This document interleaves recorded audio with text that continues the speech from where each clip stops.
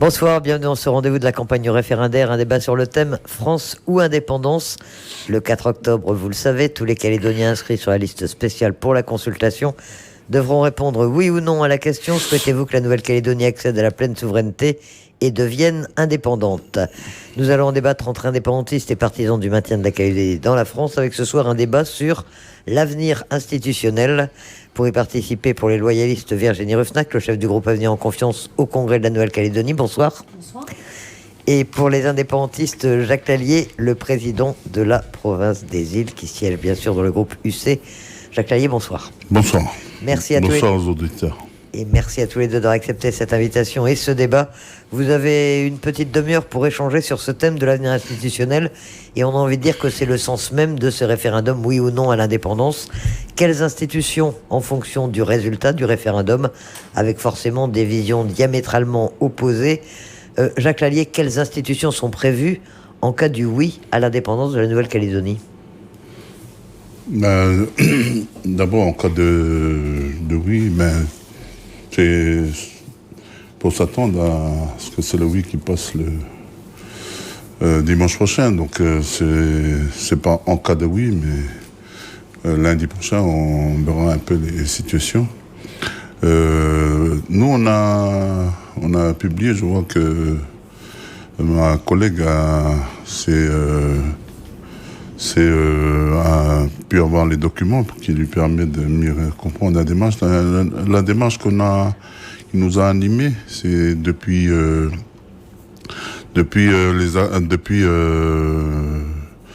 l'accord de Matignon, mais même avant, on a dit qu'on veut donner une certaine unicité au pays. Et donc toute la structuration de notre proposition, notre projet pour l'organisation des institutions. Après, c'est basé sur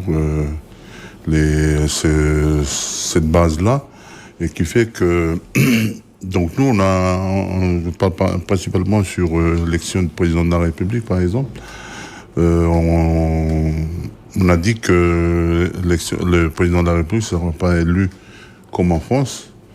Vous savez que les Français, ils ont tué le roi, et après ils ont remis démocratiquement un autre, quelqu'un qui est souverain, qui a ce même pouvoir.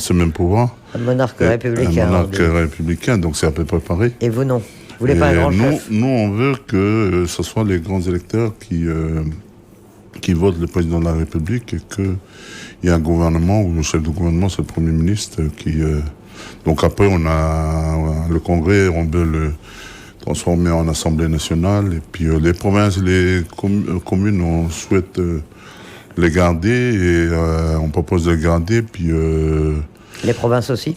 Oui, les provinces, et puis le CESE.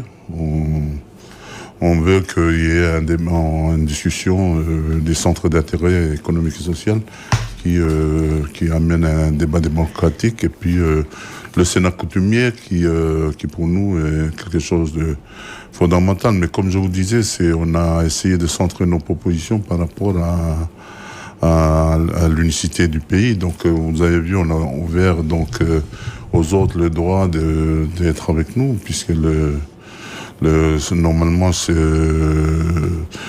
rendez-vous, ça concerne normalement les colonisés. Donc on a ouvert aux autres, parce qu'on est dans cet esprit de faire ensemble.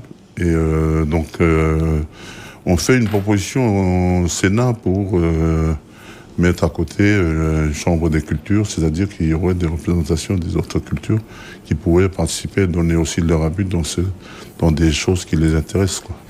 Je me tourne vers Virginie Ruffnac. Pour les loyalistes, vous faites aussi, vous, des propositions dans votre projet, une proposition de solution institutionnelle.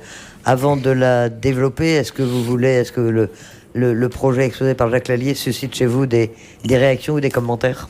Ah oui, bien sûr. Puis, si vous me le permettez, Isabelle, c'est un débat. Donc, l'objectif est de réagir aussi aux propos de son camarade. Débattez entre vous, il n'y a pas de problème. Alors, je sais que Jacques est un peu blagueur. Et donc, je vois qu'en début de propos, il indique déjà, finalement, c'est même pas la peine d'aller au référendum. Le oui, il a déjà emporté. Alors, moi, je voudrais justement aller là-dessus parce que je voudrais poser à Jacques Lallier 2 questions. Quand il nous dit le oui, il a déjà emporté, c'est un peu une façon de dire, finalement, la démocratie, on peut s'asseoir dessus. Nous, on a décidé que le oui l'emporte. Donc, quel que soit le résultat, ça sera le oui. C'est un peu la question que j'ai envie de lui poser. Est-ce que vous êtes démocrate ? Et je pose 2 sous-questions à ça.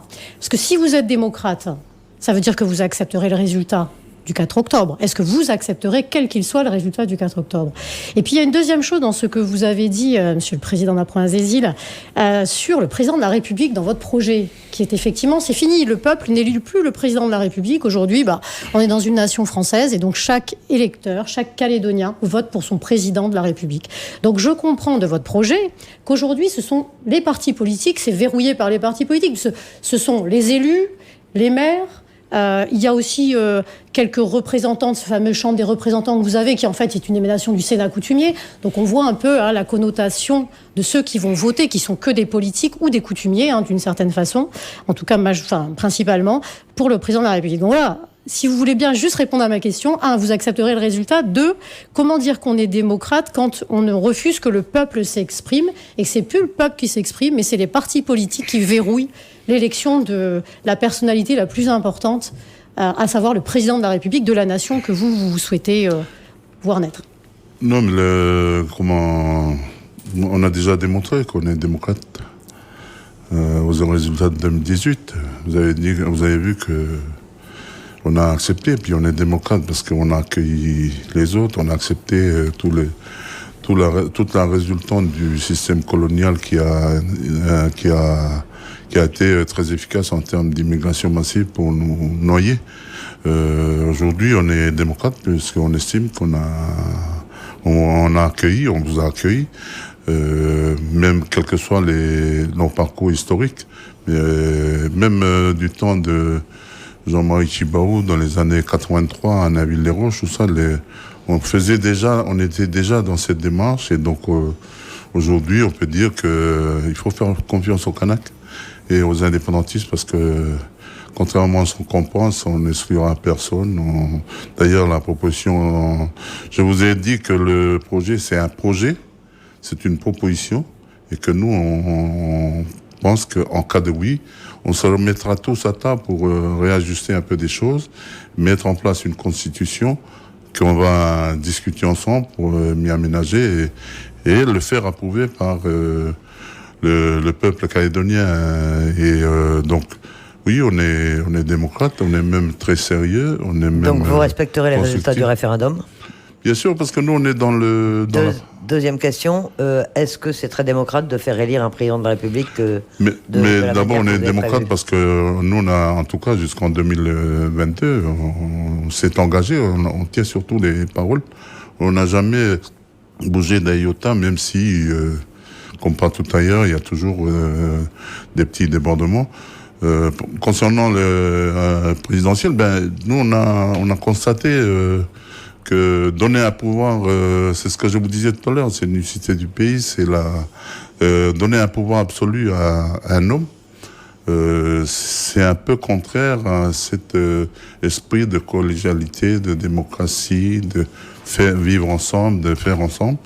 Et donc, vous voyez bien que vous voulez toujours faire la copie conforme à la métropole. Mais je pense que peut-être il faut innover un peu, changer un peu nos manières de penser. Et puis surtout, moi, je fais appel à ceux qui se promènent avec le drapeau bleu, blanc, rouge. Quand l'État vous a autorisé à aller avec les drapeaux bleu, blanc, rouge ou sur les documents électoraux. Nous, on a eu l'impression que, en tout cas, moi, c'était mon impression, c'est que la France, il vous montre bien que nous, on est décolonisés, on n'est pas véritablement français, puisque sinon, il serait resté neutre. Donc, c'est pour nous dire déjà que vous pouvez faire ce que vous voulez, puis que ceux qui veulent rester français, ils relèvent de sa responsabilité. On va peut-être laisser Virginie Ruffnac répondre et s'exprimer. Merci Elisabeth. Oui, plusieurs choses. La première, pour le dernier point qui est évoqué, qui est celui du drapeau bleu, blanc, rouge, il est évident qu'on est sur un choix de souveraineté en Nouvelle-Calédonie et que le choix de souveraineté est manifesté, incarné pour le FLN par un drapeau. Et il est évident que pour nous, montrer que nous souhaitons que la souveraineté française demeure en Calédonie ne peut s'exprimer que par le drapeau tricolore, en tout cas par ses couleurs. Et je voulais aussi dire que, contrairement à ce que Jacques Lallier vient de dire, nous ne sommes pas du tout les loyalistes pour une société, entre guillemets, que je pourrais qualifier de franco-française. Nous souhaitons une société d'identité calédonienne avec sa particularité, sa singularité, mais qui est adossée, qui est au sein d'une République française qui, en fait, nous donne les moyens de faire ce qu'on veut. Parce que c'est ça la réalité aujourd'hui. Alors quand on me dit on est colonisé, d'abord ce qui s'est passé il y a 150 ans, plus personne n'en est responsable aujourd'hui, et certainement pas les nouvelles générations. Et puis par ailleurs, moi j'ai l'impression à un moment donné que c'est un petit peu aussi les esprits qu'il faut décoloniser, quoi. Qu'est-ce qui montre qu'on a des signes encore de colonisation en Nouvelle-Calédonie quand on sait, mon collègue Jacques Lallier le sait très bien, tout ce dont on décide au Congrès de la Nouvelle-Calédonie avec toutes les compétences qui sont déjà les nôtres. Moi, je voulais juste revenir sur un point quand même qui est sensible dans la différence des projets indépendantistes et non indépendantistes pour ce référendum. Quand Jacques Lallier dit on a accueilli les autres, on a l'impression vraiment qu'il y a une hiérarchie dans les différentes ethnies en Nouvelle-Calédonie. Et vous savez, je trouve ça extrêmement dangereux parce que derrière les propos qui affichent du côté du FLN une société où finalement tout le monde a sa place, les actes, eux, prônent le contraire. Et les actes, c'est toutes ces exclusions du corps électoral depuis des années. C'est quand on lit le projet, effectivement, Monsieur Lallier, j'ai lu très attentivement, parce que vous savez que je vous considère et que je suis très attentive à ce que vous écrivez, à ce que vous pensez. Vous considérez mal? Non, pas du tout. Et donc, dans votre projet, c'est écrit noir sur blanc, il est marqué, on va calquer le gouvernement à venir, le gouvernement collégial, sur le mode de fonctionnement de la coutume, des coutumiers. Alors, ce que je voudrais dire, c'est qu'en Nouvelle-Calédonie, il y a 54% là, des électeurs qui vont se prononcer le 4 octobre prochain, qui sont de droit commun. Et il y a 46% qui sont de droit coutumier. Ça veut dire qu'on a cette bivalence en Nouvelle-Calédonie de ces deux statuts. Et là, on nous dit dans le projet du FLN, en fin de compte, finalement, le gouvernement, il sera calqué sur le mode de fonctionnement coutumier. On nous dit, non, le corps électoral, il a déjà été gelé, donc il n'y a que... Et on le voit bien, pour ce référendum, les statuts coutumiers avaient une inscription d'office, donc avaient des droits supérieurs aux autres. Je finis juste, monsieur Allais, je finis juste. Donc, en fait, les propos disent... On veut une société soi-disant multiculturelle et où tout le monde a sa place, sauf que les actes prouvent le contraire. Et d'ailleurs, on vient d'avoir, avant même le référendum, de la part de l'UC, le parti du président de la province des îles, une proposition pour maintenant aller geler le corps électoral carrément pour les mairies. Donc même les pauvres gens, là, les 43 000 qui sont exclus des provinciales et les 35 000 qui sont exclus du référendum, même leur maire bientôt, parce qu'ils ne sont pas Kanak ou parce que, voilà, ils n'ont pas 150 ans. Et moi, je parle, vous savez, moi, je suis quelqu'un dont l'ancêtre est arrivé en 1875 et né en 1875 en Calédonie. Donc je peux me permettre de parler, mais je ne veux pas, justement, faire de distinction parce que tout, et je terminerai là-dessus, Oui, parce que... Oui, mais vous aussi, vous savez être long, monsieur Lallier, donc je prends la parole. Tous les pays dans le monde où il y a eu une supériorité ethnique d'une ethnie sur les autres, on virait à la catastrophe. Ce sont des dictatures et ça a viré à des choses très graves et à des guerres civiles. Le Rwanda avec les Tutsis et les Hutus, tout ça, c'est ça qui a conduit à ça. Et c'est le danger qui nous guette, monsieur Lallier. Quand il y a eu l'indépendance au Rwanda en 1959, ces discriminations ethniques, elles ont augmenté. On parle de la Nouvelle-Calédonie. Mais justement. Ça n'a rien à voir de Rwanda pour le moment. Moi, je pense que ce que vous écrivez est le contraire de ce que vous dites. Enfin, ce que vous voulez pour la Calédonie est le contraire de ce que vous dites. Pas du tout. Pour le moment, c'est vous qui êtes plus nombreux. Et c'est vous qui nous avez dominés depuis.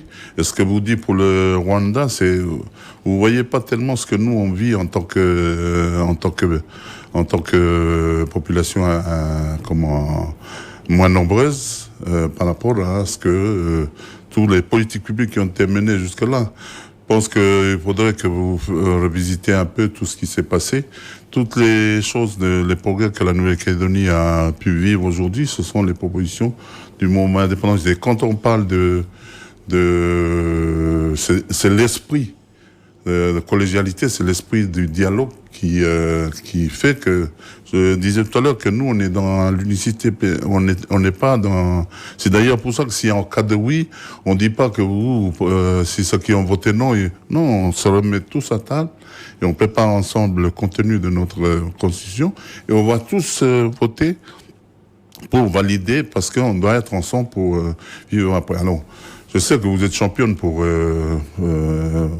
à constater que vous êtes championne dans la discrimination, ou peut-être pas discrimination, mais d'utiliser des images ou presque des mauvaises analyses pour nous mettre en face, pour bien rassembler vos gens et puis créer la peur.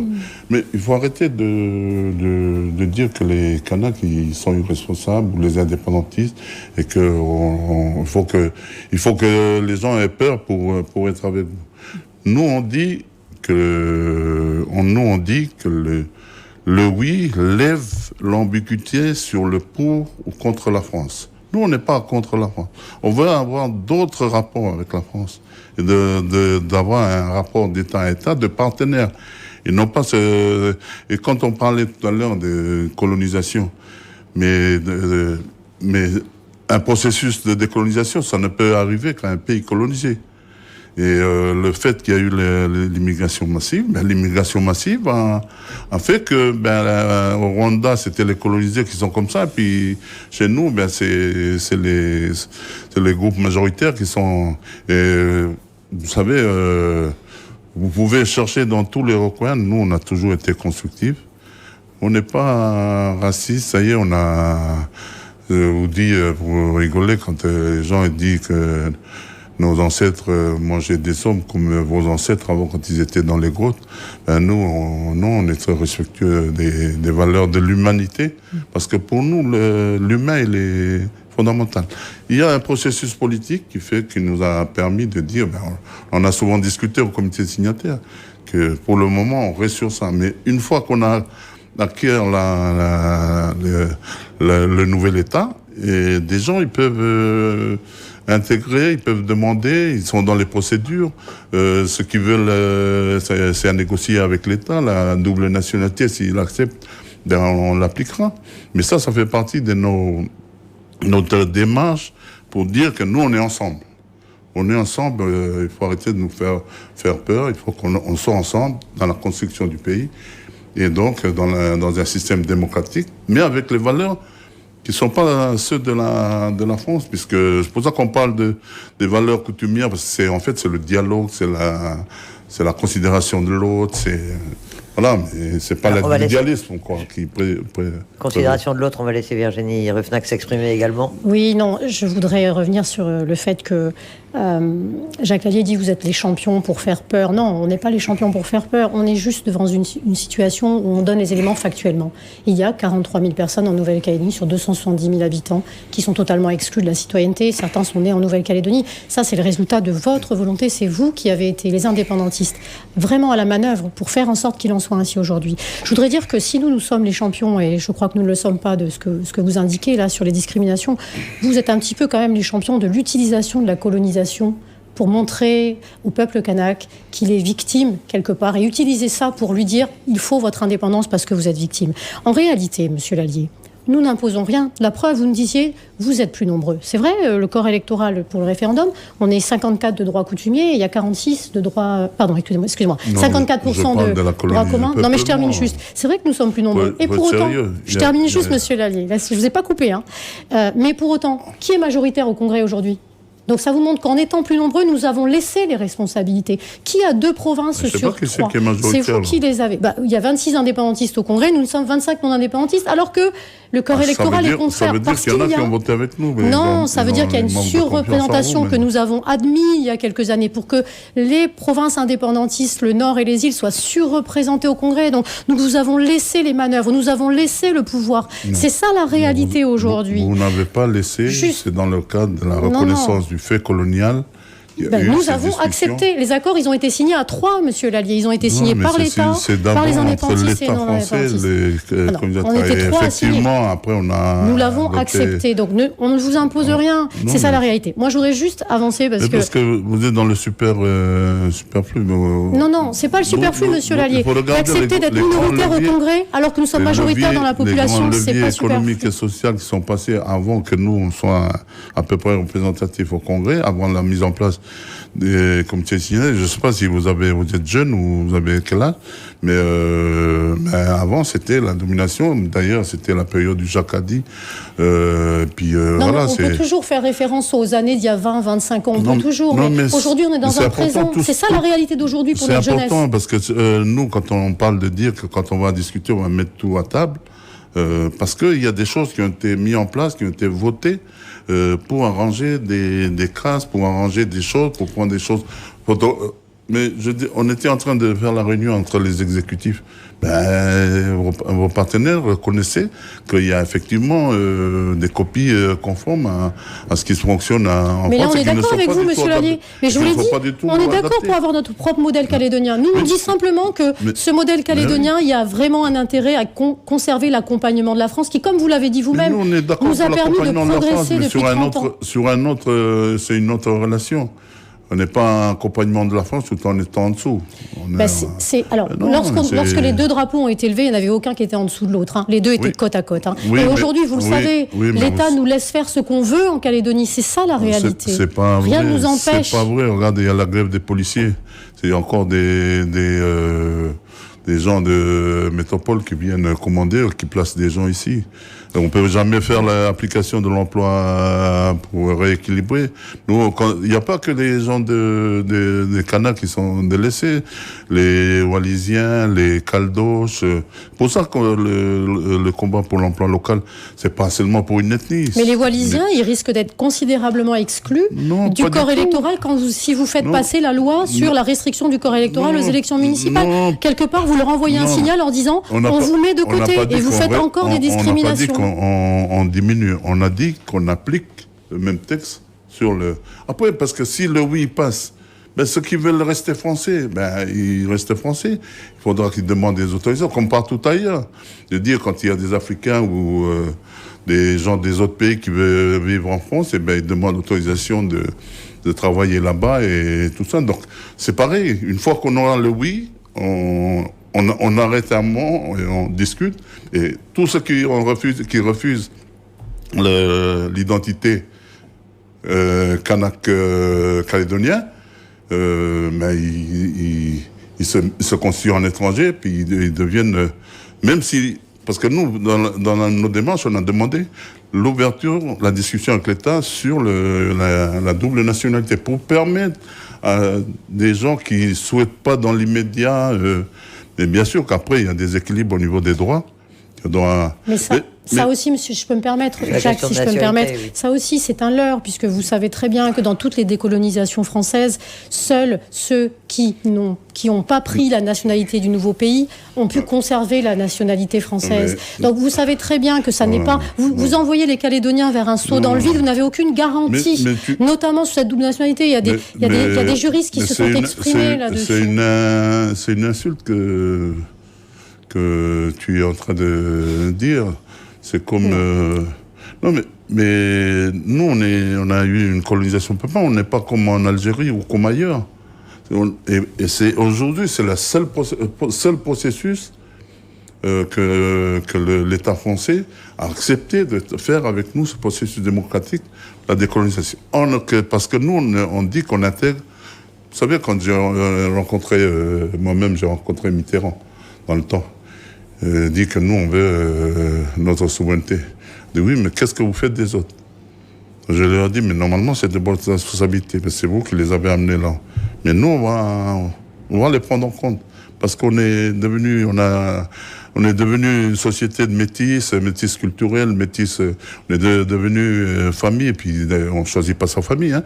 Donc finalement, nous, on est en train d'essayer de dire, si on enlève, parce que si on enlève aujourd'hui du débat en calédonien pour ou contre la France, demain on est dans un oui, et puis les relations avec la France ne partira pas d'ici.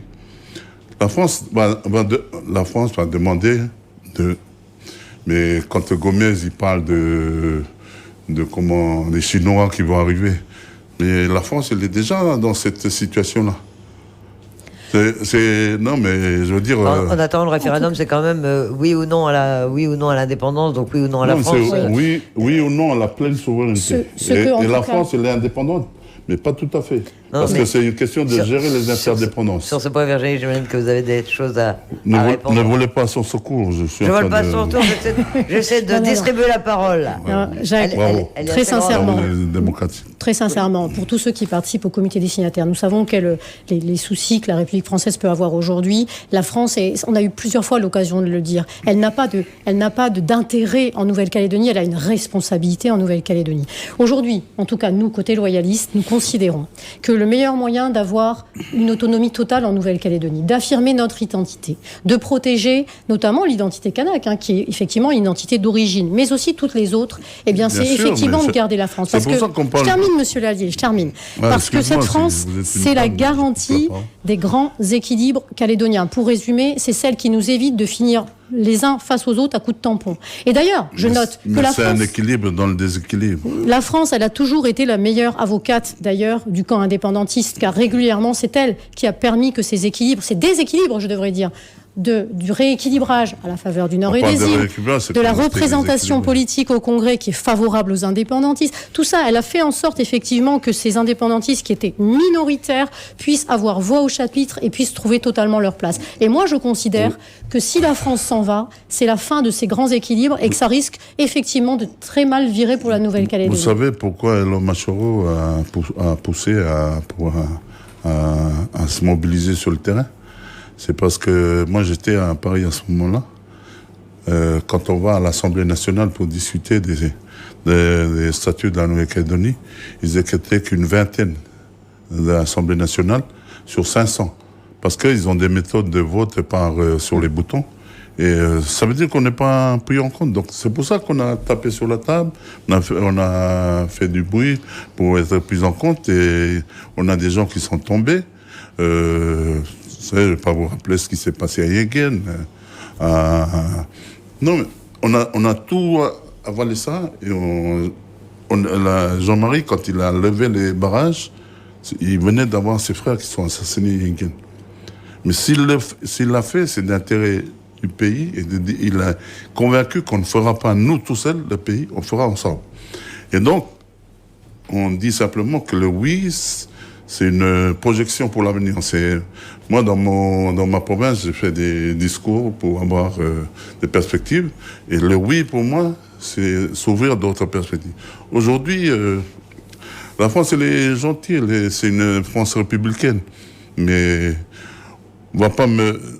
Regarde Très vite, Jacques Lallier, il va falloir conclure. Ah oui, on va pas me dire qu'au niveau de toute la structuration des revenus, tout ça, c'est que quand il y a un fonctionnaire qui vient de là-bas 7 mois et quand il repart, c'est une demande de salaire, ça augmente les 160 milliards à 170. Donc, il y a vraiment des choses à faire. Heureusement qu'on a eu le Covid et heureusement qu'on a eu les problèmes de prise en charge de la santé, qu'on mette un peu à plat les choses, parce qu'il faut qu'on corrige. Nous, on est pour une société solidaire.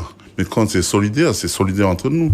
Moi, je vous ai dit plusieurs fois que je veux encadrer le prix du foncier. Parce que c'est le prix du foncier aussi qui augmente. On va pas se relancer dans un autre débat sur le foncier. Pour conclure, Virginie. Pour conclure, je dirais que... Après, je vais conclure. Très sincèrement. Moi, vous venez de conclure. Je pense vous avez déjà dépassé votre temps de parole. Je pense à peu près le contraire. C'est-à-dire, je pense qu'effectivement, le oui va fermer les perspectives de la Nouvelle-Calédonie.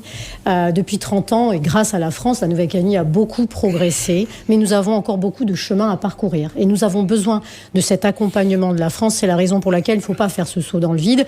Je dirais aussi quand même pour conclure que nous, si le non continue, effectivement, si les Calédoniens continuent de souhaiter que la France reste en Nouvelle-Calédonie et choisissent le non le 4 octobre prochain, il faudra nous mettre autour de la table. Monsieur Lallier, parce que c'est ridicule d'opposer nos populations ainsi, ça n'a pas de sens. Si ce résultat est maintenu, il faut que nous nous mettions autour de la table et que nous trouvions le moyen de dégager l'horizon des Calédoniens avec une solution d'avenir où personne n'est renié, où chacun trouve sa place, mais en tous les cas où on respecte aussi la démocratie, et vous m'avez dit que vous respecterez la démocratie, parce qu'à quoi sert de refaire dans 2 ans un référendum qui ne bousculera pas les grands équilibres si le 4 octobre, le score du 2018 est maintenu. Vous savez, excusez-moi, une minute, vous savez, Jacques Lafleur, Pas une minute, il y avait un plan, au bout de 30 ans, on est indépendant.